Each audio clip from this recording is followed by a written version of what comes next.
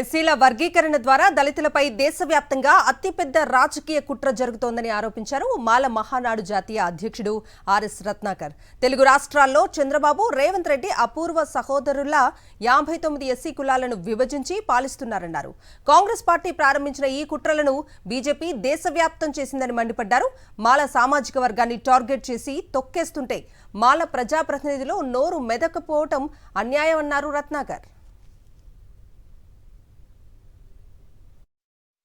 SC వర్గీకరణ పేరుతో తెలుగు రాష్ట్రాల్లో అన్ని రాజకీయ పార్టీలు మన సామాజిక వర్గంపై కుట్ర చేసి తొక్కేస్తా ఉన్నాయి. మిత్రులారా, చట్టాలు చేశారు కదా రేవంత్ రెడ్డి, మన చంద్రబాబు నాయుడు, అపూర్వ సహోదరులిద్దరూ శాంతియుతంగా ప్రజాస్వామ్యంగా పోరాటం చేస్తే ఈ దొంగ రాజకీయ నాయకులు తోక ముడాల్సిందే. ఈ దేశంలో ఎస్సీ వర్గీకరణకు మొదటగా పంజాబ్లో కాంగ్రెస్ పార్టీ విత్తనం వేస్తే దీన్ని దేశం మొత్తం చేశాడు మోడీ గారు. ఎస్సీ వర్గీకరణ పేరుతో దేశవ్యాప్తంగా మోడీ బీజేపీ కుట్ర చేసి ఎస్సీ లిస్టులో ఉన్నటువంటి 1108 ఎస్సీ కులాల్లో డెవలప్ అయినటువంటి ప్రతి ఎస్సీ కులాన్ని దేశవ్యాప్తంగా తొక్కేసే కార్యక్రమం. మిత్రులారా, మనకి రిజర్వేషన్ పేరుతో పడేసేది ఇంగిలి మెతుకులు మాత్రమే.